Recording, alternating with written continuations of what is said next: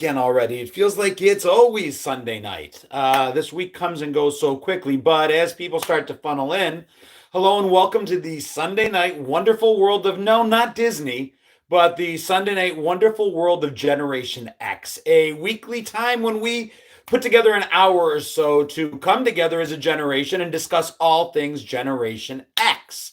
I see that Facebook is starting to fill up. I see that Michelle McDaniel has joined us on YouTube, and that means the night is ready to get started. Hello and happy Sunday. Hope everybody's doing really well. What's going on, Marie Clayton? I see you. I see Doreen. What's going on, Red? Good to see you. Again, hello, Michelle. Hey, Thomas and Stacy. Good to see you. Hot Chick, how are you? Welcome and celebrating 1 month of an honorary Xer. Kristen's in the house. Life on Two Wheels. Jody Sheila coming in, celebrating her 1 week win of our last week's Trivia Crack Challenge. How are you? Michelle, good to see you. Tamara, Latanya, Krista, Lawrence, David, Jason. Holy moly, it's filling up fast. Cindy Buckner, I see you. Hey, Lisa from Pennsylvania. John and Thomas, O'Donna, Jeannie, Norma. Glad to see you added the name, Stacy. Now everybody knows exactly who all is there. Yeah, Sheila coming in hard on the Trivia Crack Challenge. Those of you on Facebook, there is a link if you want to play this week. We just launched this week's Trivia Crack Challenge. It's 3 rounds starting tonight. And this week it's about the grooviest decade in the history of time. This Trivia Crack Challenge is all about the 70s. I already took my turn. I got all 10 questions right, I'm proud to admit. And in all fairness, full disclosure, I do not know the questions. I just choose the topic. And this week I chose 70s because a lot of us Gen Xers grew up throughout parts of that 70s. And I thought it'd be fun to hit the Brady Bunch era, the disco era, the, as Kevin puts it, Marsha era. So if you guys are on YouTube, we can go right to the top of my channel. There's a link tree right there. Inside the link tree, there is a direct link to go to Trivia Crack, download the app, and play. It's a lot of fun. You missed one. I almost missed one. I had to think for a second and guessed and got it right. But yeah, I think I'm doing all right so far this week. We'll see. Last week, I missed 2 right from the get-go, which kind of took me out of the running. Jeremy Sellers says, what's up, 80s brethren? What's up, Jeremy? Hello, Karina. Hello, Alyssa. I'm telling everybody that'll listen about this channel, dude, I appreciate that so much. I really, really do. It's growing by leaps and bounds. My YouTube channel is just a little over 10K away from me getting my play button, which is basically just a framed version of what looks like a YouTube logo, and it's given to people who have 100,000 followers. And 10,000 is a lot. I'm not saying it's not. But if anybody's on my Facebook page that's not following my YouTube page, go to YouTube, look up GenX Chano, throw me a subscription. Just hit sub. It's free subbing over there, and it might get me closer. I don't know. Anyway, just did a video that is getting a lot of controversy. And I got to admit, I knew it was coming. I even mentioned it. It's about new math versus old math. And there's my friend Marsha Winter, who is a genius that I went to school with. And I'm sure she understands the whole point as an educator of how the new math works. And I get it. I totally do. I understand it's about a higher understanding of math. It's about the conceptualization of the math concepts versus the way a lot of us learned. We learned, what time is Trivia Crack, Bill DeMarco? It runs from today all the way through Tuesday. It's a separate app. You play 10 questions each day, and we see who wins. And what you win is nothing. You win nothing. No participation trophy, nothing. But I give you a shout out like I gave to our friend Sheila Bug, who is over on YouTube right now and is the reigning champion.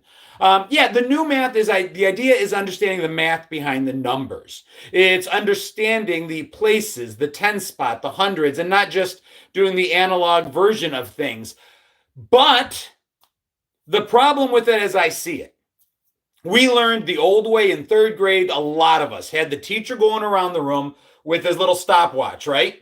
And he would give us our math facts. And we had a sheet of paper that had the 1s, the 2s, the 3s, the 4s, all the way up to the 10s or the 15s, depending on what you went to school. And we had to memorize are math facts. Now, I didn't necessarily know in third grade. I don't remember if I conceptualized the concept of why 6 times 3 equaled 18, that it was 3 sets of 6s or 6 sets of 3s, and that I could do the same thing with 2 and 9 and move numbers around. I don't know if I knew all that. I probably kind of did. I was good at math, but there were a lot of kids that weren't great at math. And Jody Stapleton gifting a membership on the YouTube side. Thank you. A lot of kids weren't great at math. So today, while this concept change has gone on, people like my oldest daughter got lost. She wasn't able to instantly conceptualize, and she wasn't able to memorize her math facts. So she lost it. She didn't have that multiplication down cold in the third grade. So then when fourth grade came and she had to do division, she didn't have a clue how many 6s went into 18. When they moved on to fractions and finding common denominators, it was it. The house of cards fell apart. She had no foundation to build the later stuff on, and it crashed. So I gotta say, I think the way we did it was better because it takes into account that some kids just don't have the ability to understand the math behind the numbers. So just let them memorize it first and then get to the rest later. I don't know what you guys are seeing out there, but for all this, it's going to teach them better. That's not what I'm seeing. I've got kids I work with at a restaurant that couldn't make change if their lives depended on it. The minute you give somebody the money, I had somebody key in, the check was $17.03, right? So I handed her a 20. And she put 20 in, and I was going to tell her what to give. But then I'm like, oh, look, I found $2.03 in my wallet. So I'm going to give her that. Why? So that I can just get a 5 back. I didn't want the dollars. I didn't want the change. I knew that the $2.03 would now change it over so that I'd get a $5 bill back. The look on this young girl's face, dude, it was like she was trying to split the atom. You could see the smoke coming from her ears, desperately trying to be able to figure out how to make the change. She couldn't. She absolutely couldn't. Sheila, my YouTube is pixelated. Looks good on my end. We are getting people in quickly. I'm not sure. Maybe it'll come back around. I don't know. The sound is good, so you can't see the pretty blue in my eyes just yet. Maybe it'll come back in time. Let's give it a minute. Can't give different changes. So my drawer will be off then. Oh, that's funny. My kids don't think we were taught Common Core math. Oh, my kids, I don't think were taught Common Core math. They do traditional math, says Kevin. Great picture on Facebook. Oh, this is funny that Facebook is actually better than YouTube for a change. School system has failed kids across the country. Hey, Rhoda, good to see you. Hey, Patty. What we're finding right now, statistically, and I had a lot of teachers jump into my feed. I had a couple math professors. I had one math professor I blocked because he was just a tool, a complete and total ass, coming at it high and mighty, and we don't know what we're talking about, and we count on our fingers, whereas kids today will have this greater understanding of math. I cry bullshit. It's doing two things. Number one, it's making kids hate math. The link in my link tree, Dawn, I will see what I can do about fixing it. It should, you could always download, I don't know why, that's on Facebook, huh? Well, if you go to my actual Facebook page, you'll see a pinned thing right at the very top. You can try to get there from there, go right onto my page though, on Facebook, and you'll be able to see it. That's the best I can give right now. I'll try to work it. I'm doing well tonight, Bob. Kids are starting to hate math. I can only tell you from my personal perspective, right? And everybody's going to see different things. But from my perspective, kids are hating math more than they've ever hated math before. It's painful. The arguing at the kitchen table, the crying, it's horrible. That's number one. Number two, only about 58% of fourth graders right now can do basic math at a fourth grade level. So they can say what they want. Our way was better. I don't know. I honestly, truly believe that. I do believe there's a place for this greater understanding of math. I just think they're doing it too early and it should come later on. I think let them memorize things in the third grade so that at least they have it. And then in fifth grade or sixth grade, start bringing in that conceptualization. Let them understand what they already know. So I knew that 6 times 7 is 42. Now I'll understand why. That's my point. or at the very least, allow for both. Let kids choose what way works for them. That's it. That's my rant on that. I really found people coming hard at me, though, a couple, when they were defending the new math, and almost every single time it was an engineer or it was a math professor. And I just wanted to, yeah, for you, you were one of the few that it worked because you got there. Site memorization, Val, I could not agree more. Cindy Buckner could not agree more. That's the foundation. If you don't have that foundation, then the whole house comes crumbling down. But I do want to say, how many of you had those teachers that did that, though, that timed you guys, hey, Heather, on your math facts? Third grade, in front of the entire world, you're sitting there head down, just going ahead and filling out the sheet, and Mr. Young would come over, and as soon as I raised my hand, he would put my time on the piece of paper, and we got ranked. And we earned points that we could then use later on. It was a competition. And if you were last, you were last. But I got to tell you, so many kids would get anxiety over that. You're on stage being timed by your teacher. And people, I'm seeing it now. I hated being timed. Kristen, it's basically 2010 to 2013. They're saying a lot of this conceptual math came in. I mean, it's always changing. They're always trying to make it better. But what we're finding as far as the strips and the stripes and using the places, and you'll see the video on my page. It takes forever. Never got timed, Kevin? Oh, you missed out on one of the finest things in life.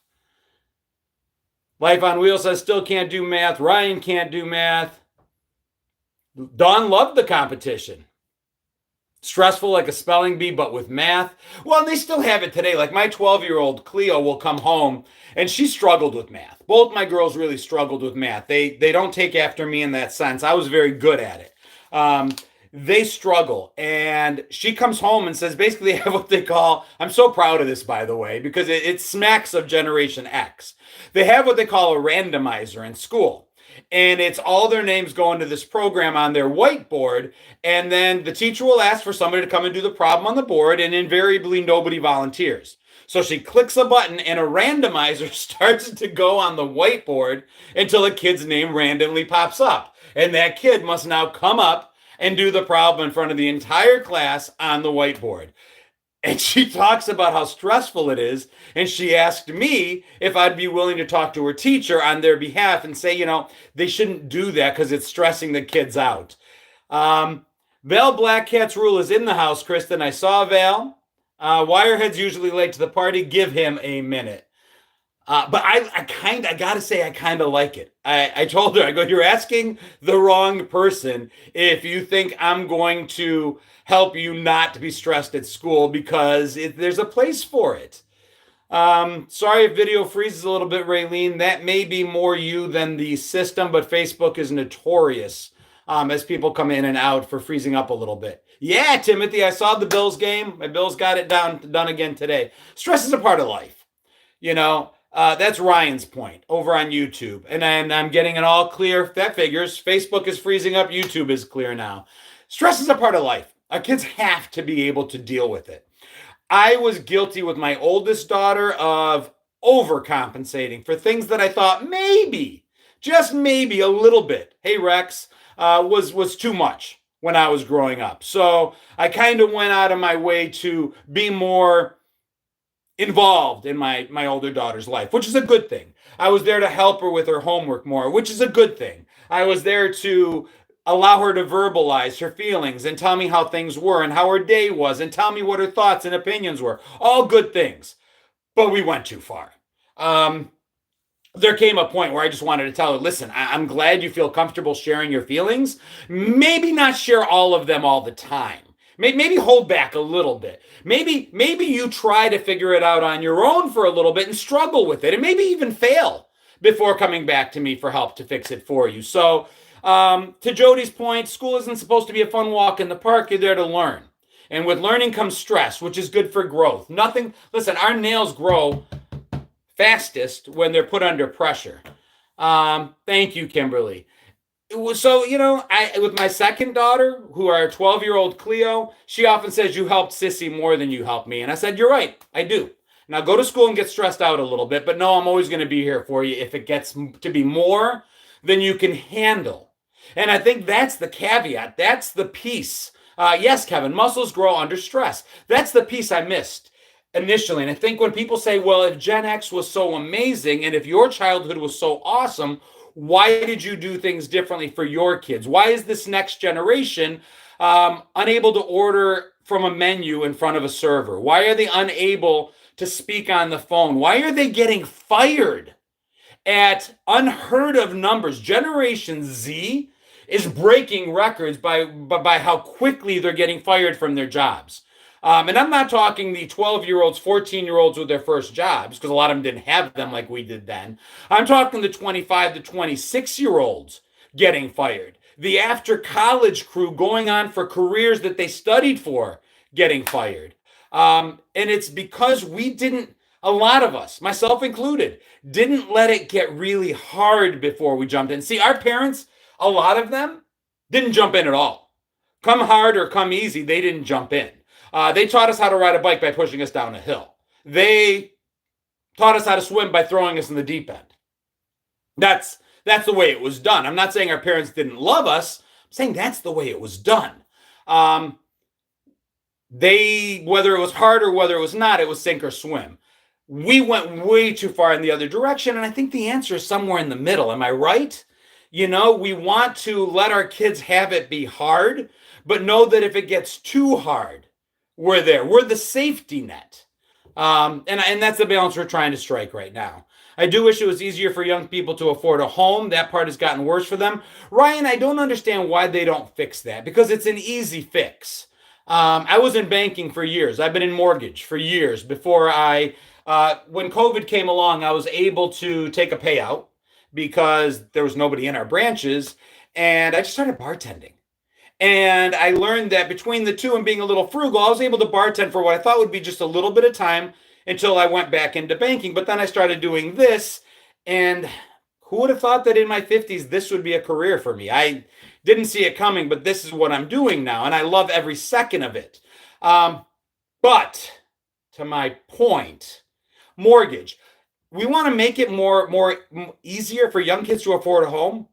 Look at it this way. When we first started buying cars, a lot of our parents bought cars how? They bought in cash, right? It was $4,000 or $5,000. More fun for sure, hot chick, not necessarily easier. Putting out the amount of videos I do and trying to keep it from becoming stale or repeating myself is a challenge that I love. So back to the point. Our parents bought their first cars with cash. They waited till they saved $2,000, $3,000, $5,000 and they bought a car. Then it was a 3-year loan. Then it was a 5-year loan. And then things like anti-lock brakes started coming into play, and airbags and all kinds of things on a car that made cars more and more expensive. And now the average car loan, believe it or not, is a 7-year loan. Not saying right, wrong, or otherwise. I'm telling you that's what it is.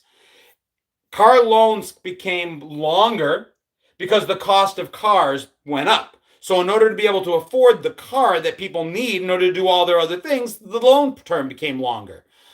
Same thing has to happen with homes. Don't forget the seatbelt. Good point, Irish. Homes have gone from being $30,000 to being $400,000, and we still have 30-year mortgages. It doesn't make any sense. Now, I'm not saying we should institute a 60-year mortgage in order for people to have to go 60 years before getting out from under their mortgage. But think of it this way. If we could do a 60-year mortgage, then a young person would be able to afford, instead of throwing away money at rent, they would have a lower cost mortgage. They would be paying less to own than they would to rent. And then in 4, 5, 6, 7 years, they can sell that starter home, keep the amount of money that their home is appreciated. They now own something, and the next loan can be a shorter term. I don't know why we haven't increased the term on a mortgage. I really don't. New homes in Arizona going from $800,000. Horrible math. I ended up in finance. Parents' first house, I remember, cost $21,000. Yeah, it's just we need to extend the term out just so that they can afford the payment. And I understand that they'll be paying very little on principal at first, but at least if not creating a huge amount of principal right away, they still get to own the appreciation. And in most economies, over the course of time, most homes appreciate. We need to give kids an opportunity to be able to own instead of just renting. And that would kind of do it. And I think you don't put it on I don't think you allow private banks to be able to do it. The Buffalo game was earlier. We won 31-10. You got to make it a government program and then push it out to the private banks like FHA, like USDA, like all those. Just let them control it, but bring the payment down by extending because listen, the cost of rent is going up through the roof too. These kids will not be able to afford to leave our homes. And a lot of Gen Xers, tell me if it's you, have parents coming back to live with you at the same time that the kids never left. And we are literally being sandwiched between two generations. Payments aren't just the problem, it's the actual cost. Everything costs more than it should. Well, Kevin, of course, that's just inflationary times we're in right now. Hey, Lisa, I'm doing well. Hope you are as well. Go Bills. Daughter says hi. Well, Regina, tell your daughter I said hi as well. Rent here, says Wendy, is $1,675 for a 900 square foot in Bradenton. Yep. And Odana says, yep, boomer mom with me. Yeah, that is something that statistically is becoming more and more true across the board for our generation. Our kids fail to launch because it's so expensive for them to leave, and our parents are coming back. Now, we're calling it a sandwich generation. But part of it is kind of the way things were long before any of us were around, and that these intergenerational homes. And I don't know that it's a bad thing. In the end, it may actually be a good thing happening for a bad reason. We'll see. Time will tell. My dad always said there's going to be two classes, the rich and the poor. No more middle class. It's the way it's going. Kristen says rent in Hollywood, Florida is about the same. It's about the same here in Charlotte as well. We're looking at $1,600 to $1,800 for a one bedroom. And that's what I mean. I got to count bedrooms. 1, 2, 3, 4 bedroom, 2,500 square foot home. And my mortgage is about the same as what I want. And that's my point. These kids aren't necessarily saving money and they're not building equity. Bridget says is it Bridget or Brigitte? I apologize if I don't get some of these names right. Silent Gen X, a millennial. Listen, I'm Greek. When I would go visit family overseas, it was the norm to have these intergenerational households. And it was everybody helping out. It's like I said, it may be a good thing happening for a bad reason. National home prices have gotten outrageous. Dude, Navy Dog says 118 pull-ups today. So if all of you have not noticed, some of my content has begun to focus around fit over 50, fit over 40, God willing, fit over 60. And I have just got my numbers. I went and got measurements done today. And I lost 9 pounds of what I think is fat and put on 6 pounds of muscle in the past 2 months, 3 months.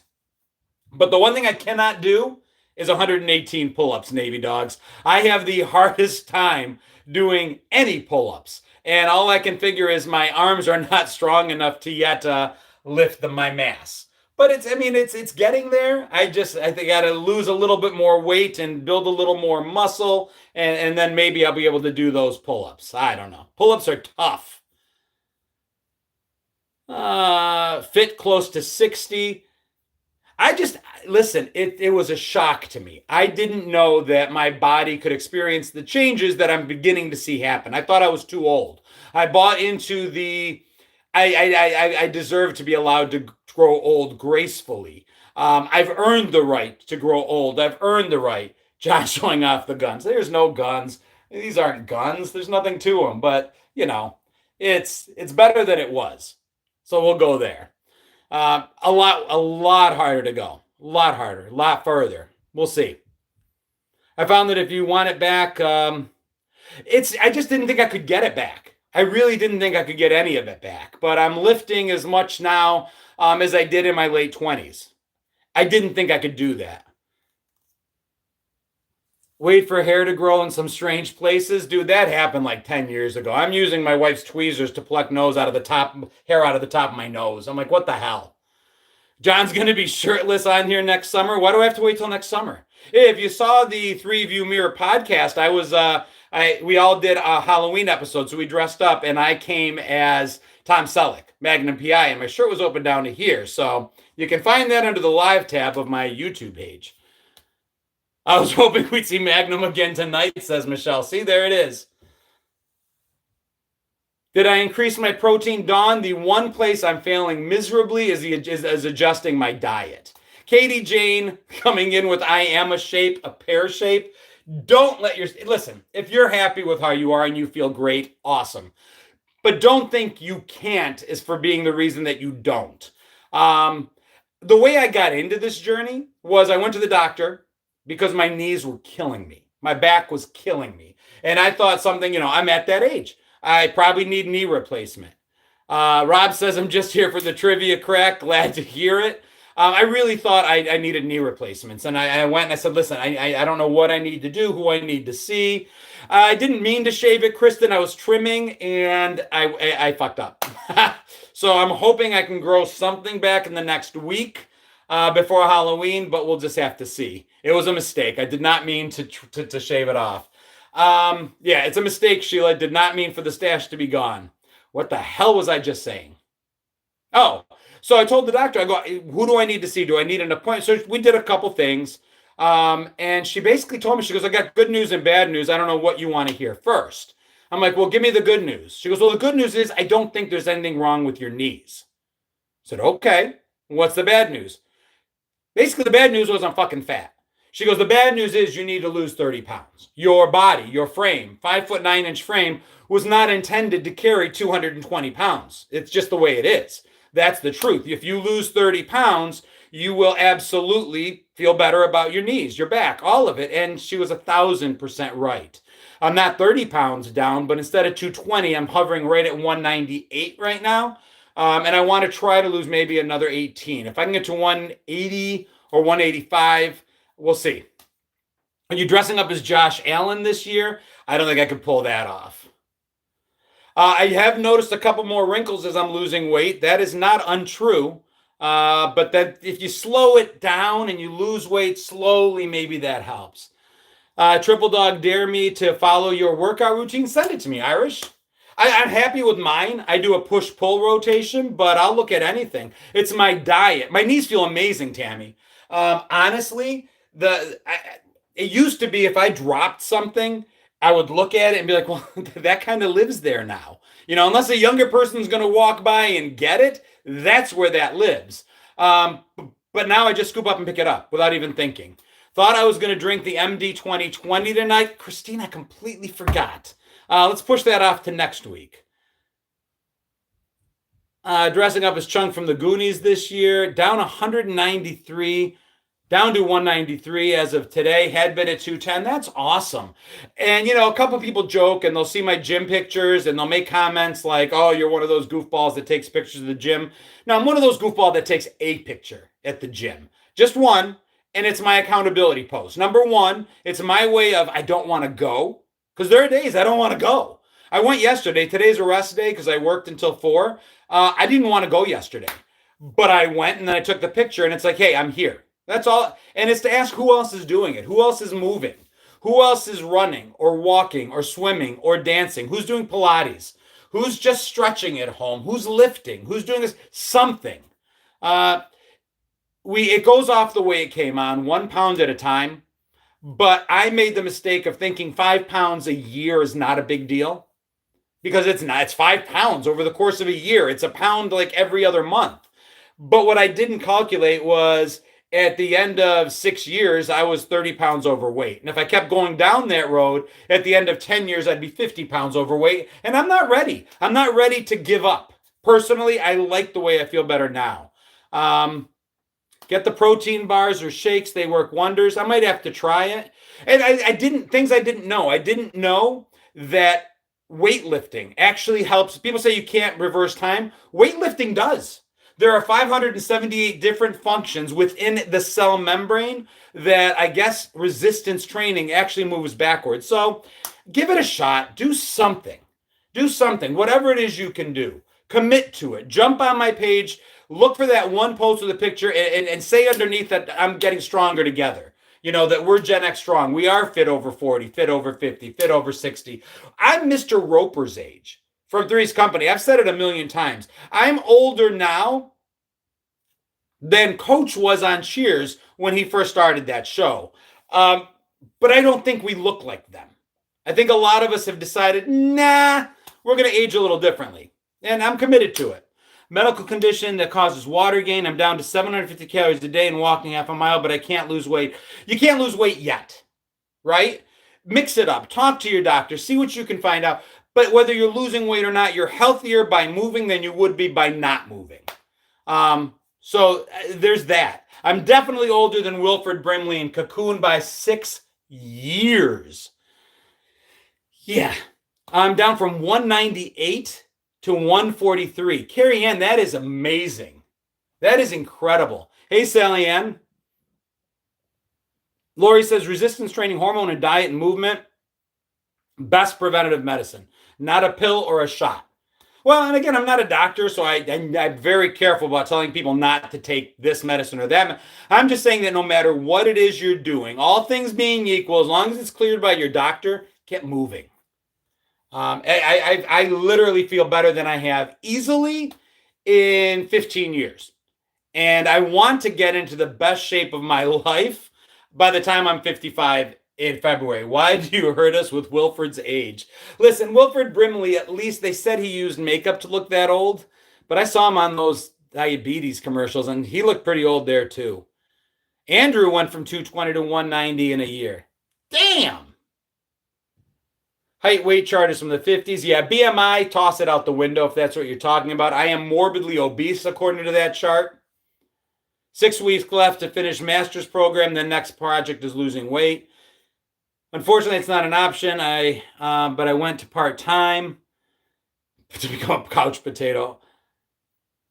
I'm getting back into shape, working in the hospital, lost 12 pounds. See, that's the point. Let's just not let the couch eat us alive. That's all. Let's get moving, keep moving so that we can, I always wonder, how long can this keep going on? How long will talking about Gen X era stuff be sustainable? And then I realized that every day we're alive is a Gen X era. It's us as Gen X kids. It's us as Gen X teens.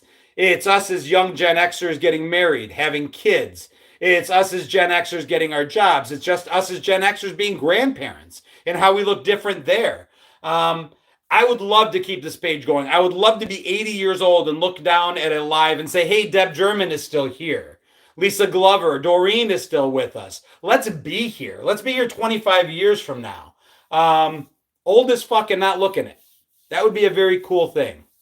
Should do one of these on a treadmill. You know what, Eric? I used to, and maybe I need to do that again. I used to run, but I don't do a lot of straight cardio. I'll do circuit fitness training where I'll weight lift and do it fast enough that my heart rate gets up. Born in 66, I'm an old Gen Xer. Stacy, I love you, honey. I didn't see you there. Good to see you. Let's do it. I want to be the first generation where we normalize 120 years old. You know why? So that I'm not middle-aged until 60. And it's not about how long, but how good. But I'll take both if I can get it. Michelle says, I just turned 55 on Friday. Happy birthday, but I don't feel it most days. I don't feel at all my age. I did a video where I said that the one rule that Gen X commonly breaks without apology is act your age. We refuse. This is how Gen X does old. We'll act X years old for the rest of our lives because you expected us to act like adults when we were kids. You expected us to be able to go get after school jobs, to be able to speak intelligibly with adults, to be able to mind our manners and at all times be like these perfect little humans when we were children. So I'm sorry, the downside of that for the rest of the world is if we had to act like adults as kids, you sure as hell better believe I'm going to act as a kid when appropriate now that I am nearing adulthood. Tammy says, I've never felt like an age. God bless. Sally Ann says, I'll never act my age. I don't know how to. God bless. Lillian turned 50, really 15. I love it, dude. Forever 16. 18 inside's the outside that gets me. Well, I'm changing the outside too. I don't mentally feel over 26 or 30. I stopped right around 30. I think that's why math breaks down for me is I turned 30 in the year 2000 and everything stopped. When I think of the 80s, that's 20 years ago.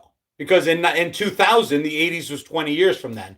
1990 was 10 years ago. 2000 is now. I literally just stopped at everything at 2000. Great Bills win today, Lori, definitely.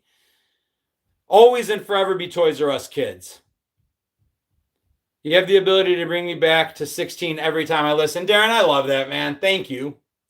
We'll be 52 on November 6th. Happy birthday. Grandsons make me feel 30 again. That's awesome, Doreen. Well, my wife and I struggled, and I think I mentioned this before, to have a second child. Our oldest is 8 years older than our youngest. She suffered 8 preterm losses between our two girls. 2 of them were at 21 weeks, delivered and lost. A bunch before then. And the only reason I bring that up is because of the delay in having more kids. I was older when I had my second kid. She was born in 2012, which put me squarely at 42 years old. But it turns out that it's the best thing that ever happened to me, because I gave my younger daughter the promise. I mentioned this last week. I promised her that I'd be exactly the same dad I was 8 years earlier to her older sister. And if that means I'm going to be 60 and going on roller coasters, so be it. That meant that this summer I needed to buy a new bike because she wanted to go bike riding with me, and my bike broke, and I didn't get to say, no, I'm too old for that. It's keeping me young chasing her around. It's okay, Kristen. It is what it is. That was our journey. We never had to come home to an empty house. We were blessed that Sultana came easily, our oldest, so that with each loss, at least we came home to our oldest daughter. And that was the miracle that allowed the second to happen. Yeah, Mark, that's Mad Dog behind me. It's okay, Lisa. Totally okay. My wife is an amazing person. They say that adversity in marriage will either tear you apart or bring you together. She is my best friend. I am her strongest advocate. She's my hero. I don't once for a minute forget what she went through to give us our family, what she put her body through, what she endured, what she had the strength to be able to get through. November is National Prematurity Month. Expect some of this story to be retold in posts, because I think it's important. I think it's important for women to realize that other women have gone through what they're going through, because it's a suffer in silence kind of thing. For a very, very long time, miscarriages were looked at as failure by a woman. She couldn't do the one thing that she was biologically bred to do, it's just to have children, or at least that's what the thought process was. And I think we got beyond the thought process, but the stigma, the shame that women put on themselves when they can't deliver remains. So I think, with her permission, she's told me that she's okay with us sharing our story. And she'll often say I had it harder, which it's not. But it wasn't easy. Going to bed next to her every night, and every time she would moan or make a sound, I wondered, are we losing it? Is this when we're losing the child? It was tough to be on the outside watching, but we were there for each other every step of the way, and I could not imagine under any circumstances ever doing anything to hurt that woman. So it makes me a better man. It makes me a better husband. It makes me a better father. It made me a better person. That's it. I gave up on having a child. Then I had my daughter at 41. God bless, Val. That's awesome. Thank you, Hellraiser. I appreciate it. Hey, from Arkansas, Stephanie. Yeah, Lisa, I get it. I get it. We got to a place where we stopped looking at it as a loss of a child and looked at it as a loss of that opportunity for that child. Based on our faith, and everyone's different, but based on our individual faith, we kind of looked at it as this soul was trying to get to us. Cleo was always trying to get us. So the first pregnancy that we lost was a little girl. And my wife gave birth at about 21 weeks gestationally, and beautiful little girl, just too tiny to survive. I got to hold her. We got to spend a little time with her. She just ultimately was not developed enough to survive. But that child, because we're Greek, the oldest daughter is named after my mother. The second daughter would be named after my mother-in-law. Oldest son would be named after my dad. Second oldest, my father-in-law, and so on. At any rate, what that meant was the first loss that we had, that baby would have been named Cleo. And then 7 pregnancies later, Cleo was finally born. And we truly believe, whether it was a little boy we lost or a little girl, it was her trying to get to us, and she got to us. Yeah, Michelle, or Michael rather, I was trimming my mustache and it's gone. I accidentally made a mistake.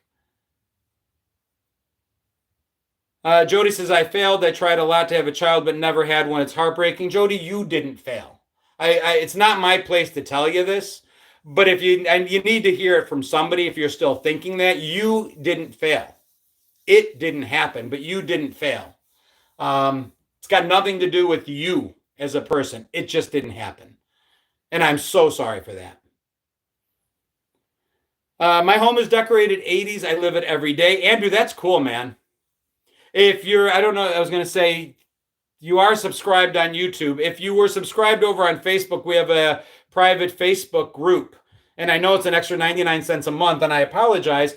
But if anybody goes over on Facebook and subscribes, that allows them to go into our Facebook group. And in that private group, you guys can post pictures and video and whatever you want to share. And I absolutely love seeing what you guys post. Things like that. What's your house decorated like? What did you do for Christmas? What are you going to be for Halloween? Show me your Halloween pictures. You all sent me so many Halloween pictures, by the way, that I am desperately trying to compile them and put them together for a Halloween post.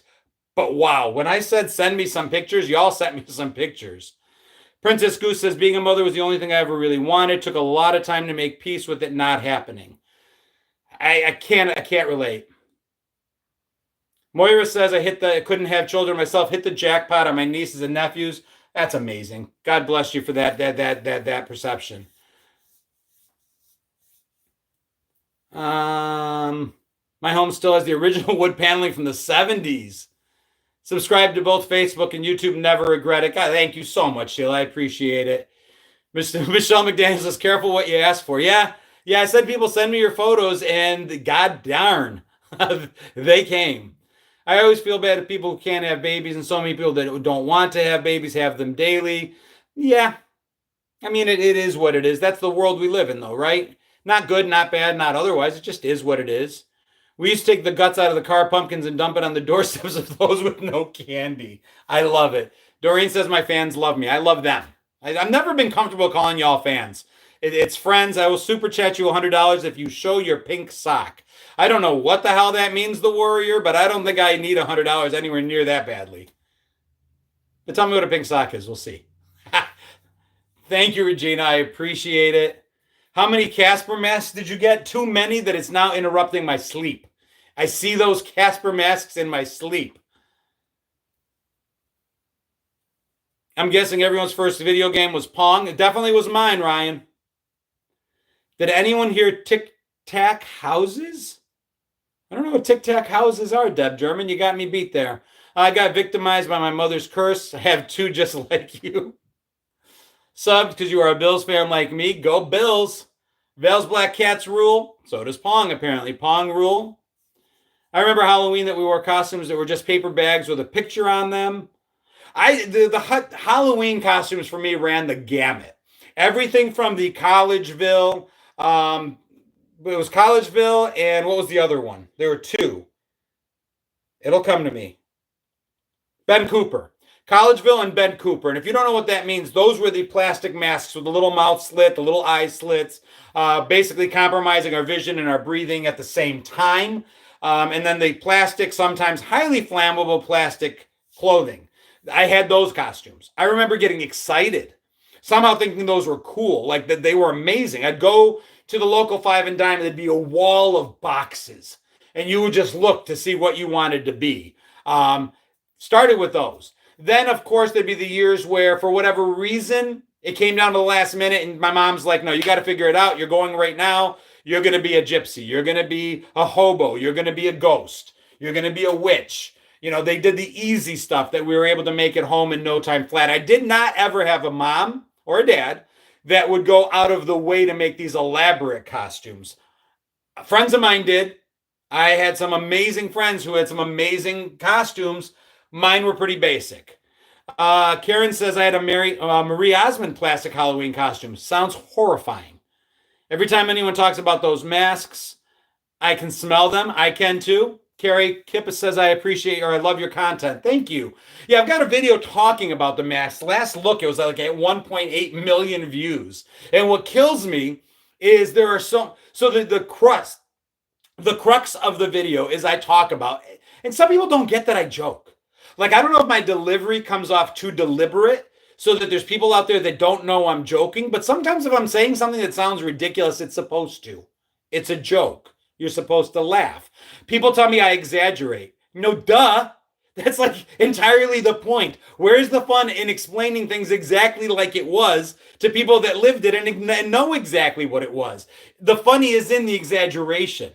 So, at any rate, I was talking about how our parents, if you want any proof that parents didn't care about their children in the 70s and 80s, you need look no further than Halloween night. The one night a year that every creeper and stranger on earth knew that we'd be going out of our homes after dark completely and totally alone with our friends and knocking on strangers' doors, basically giving ourselves up as tribute. And they handicapped us on that very same day by putting us in masks that both hampered our peripheral vision and our breathing. That was the joke. And it's kind of true. I didn't go out alone. There was always a parent with us. Fuck you. I mean, I'm sorry. If that was the way you grew up, great. You were a cherished treasure. Your parents loved you. Congratulations. Most of us, and I have memories of it, went out with our friends. Our parents said, go play. Go outside. Go trick-or-treating. Go. Again, if your experience was different, that's fine. Don't come into my page and tell me that everybody had parents with them, because 1.8 million views and counting, 1.79 million said no parents were ever around. So it's okay. If your parents went, great. Like I said, you were loved. And the other part of it is it's a joke. It's funny. But the breathing compromised. And then my favorite was somebody's like, I could see perfectly fine out of those masks. There was nothing wrong with them. Okay. I mean, okay. I don't know what to tell you. My parents went because they didn't trust me. Well, so I think if you were an only child, you stood more of a risk of parents being with you. I'll grant you that. Once you had an older sibling, for the most part, in my experience, the way it went was, Nikki, take Johnny with you and watch him. And then you'd get 2 blocks from the house where mom couldn't see anymore, and Nikki ditched Johnny and threatened him with death if Johnny said anything about it. So there's that. My eyelashes got hung up on the eye holes. I don't remember my parents being with us. Maybe my friend's older sister. Our parents were home having the adult Halloween party. I remember it that way. Hey, Brian, good to see you, buddy. Get back to that Niners game. Good luck. Hello from Turkey. Hello, Mahmoud. Morning, Minna.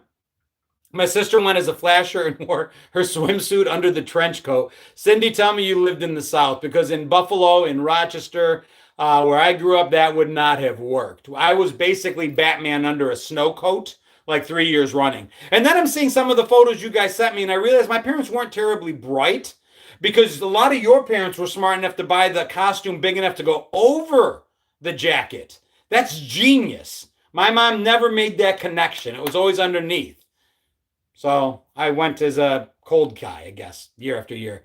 Finally, somebody said my name right. I don't always get them right. I'm glad that worked. Or we got dropped off and picked up a mile and 20 houses later. That's fair.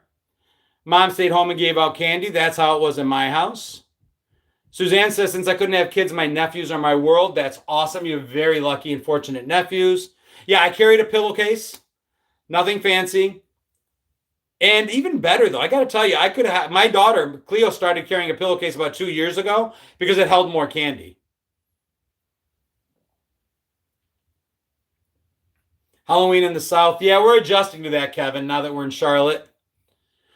This will be the first year for my 12-year-old that I'm going to be working during Halloween. I had to keep a bartending shift because everybody else who works at the restaurant has kids younger than Cleo, and I explained to her that I kept the shift because I wanted them to be able to experience time with their kids because they're like 5 and 6 years old. So I'm like, just go. Have a good time. Go out. You don't need us. You're 12. You don't need us following you around anymore. Have a good time. We probably should have let you run rampant on your own in our neighborhood at like 10, but finally at 12, we're letting her go. Going into strangers' homes. Yeah, Deb, a couple people mentioned that people would sometimes say, come on in and let me get you something. And we would. I remember selling candy, world's finest chocolates, in neighborhoods 4 or 5, 6 neighborhoods down from my house, miles from home. And people saying, come in while I get my checkbook. And we went in. And they gave us the checkbook and we left. But that could have ended differently. Do I pass out shots as candies for the show of a costume at the bar? That would be a good idea. Didn't come home until our pillowcases were full, emptied it, and went back out. It was amazing. It was amazing. We didn't go out until dark, and we stayed out. 8 o'clock, 9 o'clock, 10 o'clock, 11 o'clock. Further, if we could get away with it. Favorite song? Bueno, I just did a video about somebody asking me about my favorite movie, and it's going to come at you the same way as my favorite songs. I mean, there's so many. Somebody asked me my favorite movie, and I'm like, how could I possibly? Do you mean my favorite sports movie? My favorite funny sports movie? My favorite serious? My favorite John Hughes movie? What kind of favorite movie? And same thing with music. Depends on the genre. It really just depends. So much great music growing up that I don't have a favorite, but the one thing I regret is I probably stopped listening to new music, Doreen, 10 years ago. Like I just stopped. With the advent of Sirius or Spotify, I've just fallen under the trap of I just listen to my playlists of music from the 70s, from the 80s, from the 90s, maybe the early 2000s, but last 25 years, I fall into the trap of believing no music is worth listening to, so I just listen to the old stuff, and I'm probably wrong. I'd like to begin to start listening to new music, and because when's the last time y'all were excited about a song coming out? I don't even like when our artists come out with new music. It's really weird. John Bon Jovi, I guess, came out with a new song or a new album, and I didn't even look. I don't want to hear it. I don't want their new stuff. Billy Joel came out with a new song, I guess, although he said that's it. He's done producing new music because no one wants to hear it. It's kind of funny, but I'm wrong. I need to get excited about new music coming out, so I've got to start looking for it. Coolest shoes from the 80s for me, it was slip-on Vans. We used to make 2 or 3 trips out on Halloween. Never seen Joe versus the Volcano. I think I did. Tom McDonald and Jax are pretty decent. Yeah, I'm just going to start letting Spotify lead the way. I'm going to put in music that I liked from the 80s and 90s. The alternative stuff, the Billy Joel, the Peter Gabriel, the Lemonheads. And then have it find me stuff that's similar. I even like some of the stuff I hated as a kid. I hated my mother's country music. If you put on Kenny Rogers when I was a kid, the moaning you would hear coming, I'm like, oh, come on. Now, if the Gambler comes on, dude, I'm all about it. It's because the nostalgia starts to hit, right? So it's not just about the music. It's about what does the music make me feel. And that's what's missing. Yeah, Peter Gabriel is definitely if I had to pick one favorite, it's Gabriel for sure. His music I like that there's so much difference in it. If you listen to the Us album, or even Secret World Live, which is just his live concert that I got to go to, it's an incredible live concert. The entire concert is available on YouTube. Put in Secret World Live, Peter Gabriel. Just take an hour. Turn everything else off, and it is amazing. It just everything from Steam and In Your Eyes to Don't Give Up. It's good. Def Leppard, awesome. Journey, awesome. My friend went to concert and named his son Gabriel. That's pretty cool. I had a dog, ironically enough, an all-white husky, and I named her Biko for the Stephen King song Biko, which, if you know what Biko's about, it was about a South African that was cruelly and unjustly criminalized during apartheid. But I thought it was kind of ironic to name my completely, totally white American Eskimo Biko. But there it is. Coward of the County from Kenny Rogers. Dude, I was heard that the other day it came on. And I don't think that's the song where, this guy, forgive me, his father told him to turn the other cheek and this, that, and the other thing. There's a line in the song where these guys take turns on his girlfriend, and that's what made him finally stand up. Dude, it's rough. That song's got some rough lyrics. Rush and Barry White, Metallica, Iron Maiden, AC/DC. I love old school rap, Eric Williams. Both the harder stuff, like the NWA kind of stuff, and also like the pop hip hop rock. Young MC, Rob Bass, I have all those. I mean, even all that stuff memorized in my head. Still no Wirehead, huh? I'll have to try to reach out and message him. I always like Johnny Cash, Loretta Lynn, Amanda, and a lot more from Old Country. Yeah, and again, I always hated it, but I like it now. Captain and Tennille, I remember them. My mom loved the show. I was probably like 5 or 6 when it was on, but that was the cool thing about the 70s. I miss those variety shows. I don't know why they don't work anymore. A show like Captain and Tennille or Sonny and Cher, the Mandrell sisters, Donnie and Marie, even the Brady Bunch had their own variety show. They were everywhere. And then you had shows that were more comedy, like Carol Burnett, but there still was music involved in it. And I mean, it was, everybody watched it. Kids all the way up. What is Muskrat Love? Sha Na Na.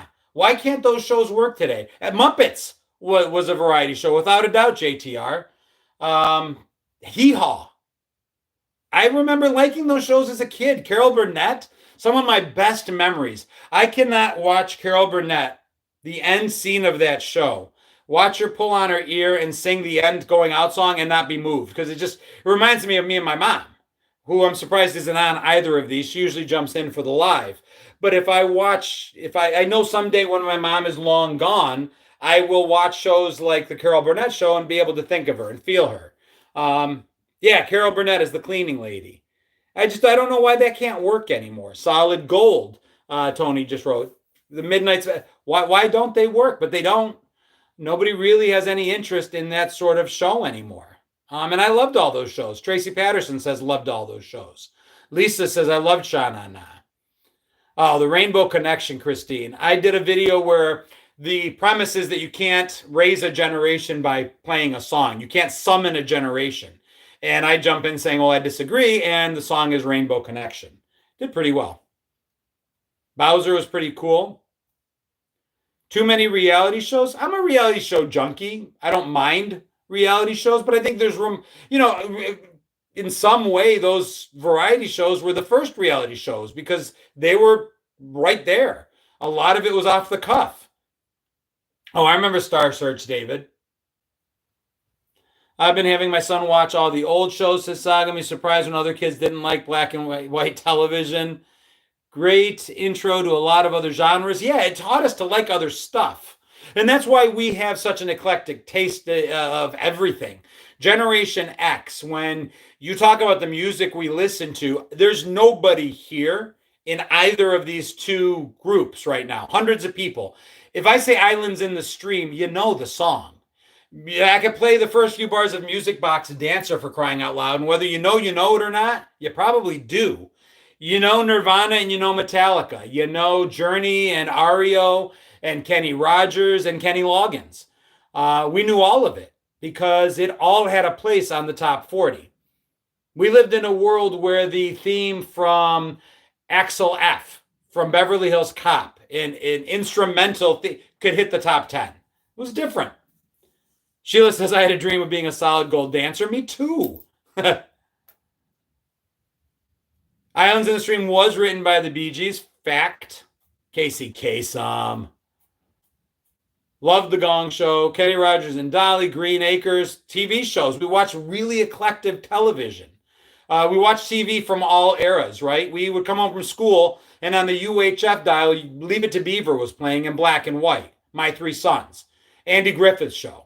I Love Lucy. Shows from 20, 30 years, but it felt old. Like kids today are watching 30-year-old television too, but it's Friends.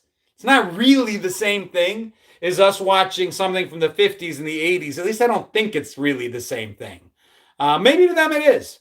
But honestly, me in 1986 watching Leave It to Beaver from 1956 is the same as a kid today sitting and watching a 1994 episode of Friends. To me, it doesn't seem like the same thing. I don't think it's nearly as different. But someone reminded me that if we were to do Happy Days today, it would be set in the early 2000s. That was 20 years ago. Kind of crazy. Anyone from the South remember Country Boy Eddie? Wouldn't include me. Just sit right back and you'll hear a tale. All in the Family. Me and my husband are watching those. I don't remember them when I was little, meaning MASH. Nick at Night helped keep the old shows going for us. Yeah, Kevin, a lot of millennials will point to Nick at Night. It was awesome. I'd watch that Superman show from the 50s. Yeah, Ryan, for me, that was on PBS. Whenever PBS would have one of their fundraising drives, they would throw a lot of those shows. It'd be like Zorro and Superman, and we'd sit there and watch it. Abbott and Costello, Laurel and Hardy. I can still do Who's on First. And I was probably 8 or 7 when I learned it. Who's on first? What's on second? I don't know. Third base. I mean, it was cool. Happy Days equals Friends. I'll go you one better. Happy Days was only 20 years old when we watched it. Friends is 30. So yeah. Way to go, Bills. 31-10. Absolutely, Harry. A good week. I made a Tribble costume out of craft fur. That's pretty cool. Am I working on Halloween? I am, Michelle. A lot of the only other bartenders that could pick up the shift have kids younger than mine, so I'm keeping the shift. Kind of sad about it, but if it's quiet, maybe I'll go live. Little Rascals, yeah, Little Rascals was back from the 30s, Ryan. I didn't know that at the time. Lone Ranger was also a lot older, Tracy, than I thought it was. Mork and Mindy is timeless. I need to start watching that again. Do you still trick or treat in your area? We do. Happy Days, wait a minute. Somebody said Happy Days was made in the 70s and set in the 50s. Exactly. So the throwback was a 20-year delineation. So they made the show in the 70s to show us 70s kids how different life was 20 years earlier in the 50s. And life was different. It was poodle skirts and sit on it. And the huge difference. So today, to show kids how crazy and kooky life was 20 years ago, we would have to make a show where Happy Days, the Happy Days, would be 2004. It's not the same thing. Maybe I'm wrong. Maybe it is the same thing. It doesn't seem like it's the same thing. Yes, O'Donna, this happens every week. This basically, I took the time slot, which used to be the Wonderful World of Disney, 8 p.m. Eastern time. And since so many of us would be together, whether we knew it or not, so many of us at 8 p.m. on Sunday were in the same place doing the same thing individually. So I'm like, let me grab that time slot and make it the Wonderful World of Gen X. But instead of sitting crisscross applesauce Indian style 3 inches from a television set, ruining our vision, or at least our mom telling us it would ruin our vision, we're coming together and doing the same thing now. It was a staple in a lot of people's lives, Bobby. That's why I love the time slot. Hazel I never watched, but I know what it is. Wonder Years, I love that show. And I did a photo comparison. You do realize that Fred Savage today is like 2 years older than the actor who played his dad was during the Wonder Years. That's how much time has passed. Doesn't feel like it. But if Wonder Years was cast today, Fred Savage would play the part of the father, not the son, obviously. If Cheers was cast today, Woody Harrelson would play the part of Coach because he is 2 years older than Coach was when he died on the show.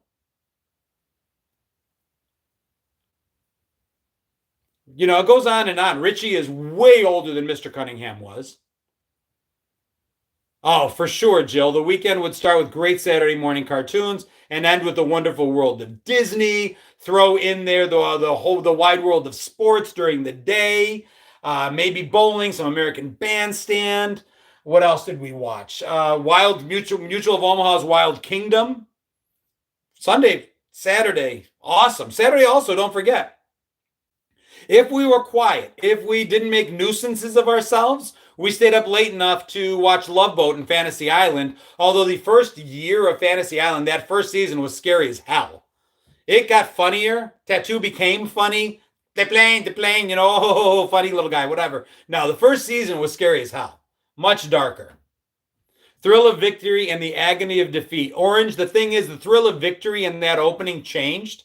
There'd be different scenes that they would play throughout the different seasons depicting what the thrill of victory was. The agony of defeat throughout the entire run of the show was always that skier going down the slope and crashing and burning. And what's cool is I did some research into the skier because I wanted to know who was this guy that I spent so much time watching. And it actually was about the last time he ever skied professionally. He gave it up. He had enough. He went down hard and he became a painter. and actually did really well and sold a lot of paintings and became a very famous painter in his own home country. Good night, Sally Ann. Pro wrestling on Saturday afternoons. Had a Fantasy Island game as a kid. TCD comes in with Kit. Go Bills, JJ. Larry Hagman made my grandmother. All right, JC. Not sure I really needed to know that, but I'll give it to you. Jennifer says, I really missed Dallas. I actually watched the reboot, and it wasn't bad. They did a reboot on TNT, much better than the Dynasty reboot. Imagine a show depicting life in the 80s. We don't have to imagine. I think the Goldbergs did a pretty good job of it. I'd like to do as much as the Goldbergs did a decent job, except for Erica's hair. I don't think Erica's hair was 80s hair at all. And I'm not saying that every girl at all times had hair up to the sky. But if you watch the Goldbergs, that Erica's hair was not nearly 80s enough. But they did a good job. Battle of the Network Stars, awesome. Wonder Woman, amazing. $6 Million Man, my favorite. I don't think he got royalties, Angela. At least I didn't find that. All hail the Huff. Circus of Stars, that was a great CBS special as well. Dukes of Hazzard was awesome. Actually, I am looking at an opportunity. You mentioned Dukes of Hazzard. I can't say much about it yet, but there is an opportunity where me, and a few other creators will possibly be getting involved in a series of movies that are going to be direct to streaming release. Basically, you can just download them yourselves. I think it's going to be $10, $15 to download it. And it'll be 80s related to a specific genre. And one of the actors from Dukes of Hazzard may or may not be involved. And it's not, I'll tell you, it's not Tom Wopat and it's not John Snyder. Wish to God it was Daisy, but it's not her either. But at any rate, watch for it. That's something that might be coming. I would absolutely push it out to you guys and let you download it at will. I'd be very excited. It's not Uncle Jesse, but I do think it's funny, JTR, that I grew up really like being a Greek kid. I always really related myself to Uncle Jesse from Full House. And now I'm as old as Uncle Jesse from the Dukes of Hazzard. So there's that. It's Enos or Cooter. No, but I'm not going to say who it is, but it's not Enos or Cooter. Good night, Gina. And actually, I didn't realize how fast the time went. We're at 1 hour and 7 minutes, so I am over on a school night. And as all of you know, can I say the intro for the $6 Million Man? Steve Austin, astronaut, barely alive. Something about something. We can rebuild him. Gentlemen, we have the technology. We can make him faster, stronger than before. So a little bit of it. You're welcome, Bobby. Who shot JR? Comes up every once in a while. That would be Kristen. Kristen shot JR, and it was Sue Ellen's sister who was sleeping with JR, who was under the impression that she was pregnant with his child, which is why he didn't press charges upon her. Listen, I had to narrate the entire synapse. I had to narrate Dallas from my Greek immigrant parents. I had to convert the storyline from English to Greek so they could understand. I know storylines from Dallas and Dynasty. I could tell you all of it verbatim all these years later, I promise. We had to wait a whole summer, and we waited longer than we should have because there was a writer's strike, which really pushed the pause button on us finding out. Got to hit bed for work in the morning yet, and I got to make sure my little one, my 12-year-old Cleo, gets to bed on time. So listen, a couple notes as always. If you're on Facebook, I would love it if you guys subscribe. If I get a couple subscribers tonight, it would make me really, truly happy. It's 99 cents, not a big deal, but it is a big deal to me. Number one, it allows me to get to know you a little better through your posts, and with hundreds of thousands of followers, it could be something. It's not yet, but every penny counts, every dollar counts. So jump over to my Facebook page at the very top where you see my picture. There's a subscribe button. Hit it. 99 cents a month gets you into our private page, and we get to hang out. The other thing is, if you're on YouTube, you can do super chat. You can join. Instead of subscribe, there's a join button. Bridget, thank you so much. And that subscribe button, you choose the level that you want to support the page. And then finally, under my link tree If you go to my page, you will always get that week's trivia crack. Michelle McDaniel, thank you. Trivia crack pays me. They split revenue on those ads that if you get a question wrong and you want a video to get a second shot at it, they get paid for that video, and they split it with me. So all these are ways you can help support the page if you want to. Nobody has to do a damn thing. I never do subscriber-only content because I don't want anyone to feel they have to pay to be able to see the stuff that I hope unites us as a community. Thank you so much for the gifts. I really appreciate it. Over on the YouTube side, Facebook, as I said, if you guys can, hit that subscribe button. And I will try to see you guys Tuesday. This Tuesday got away from me, but we joined late. Tuesday night on YouTube. I am 100% Greek guy. Both parents. My dad's from Florina. My mom is from Thessaloniki. So I'll see you live Tuesday at 7 p.m. on YouTube if you guys want to join in for trivia and chat. Friday on YouTube, 5:30 p.m. Eastern time for the Three View Mirror podcast, and then back here again Sunday night. 3 nights live. See you at any or all of the above. Love you guys. Cannot tell you how much I appreciate you. Subscribers, the joiners, Kalispera. Thank you so much. Love you guys to pieces. Good luck in trivia crack. Crush it. See if you can take me down. I think I might be currently in first place, but that was when there were only 2 people playing. So we'll see. 3 rounds. Take me down. Love you. Peace. Aaron, thank you so much. Truly appreciate it. Guys, thank you so much. Giftedes, meatballs. Awesome. Good night, John Boy. Good night, Kristen. Thank you, guys. Appreciate you. Nothing but love.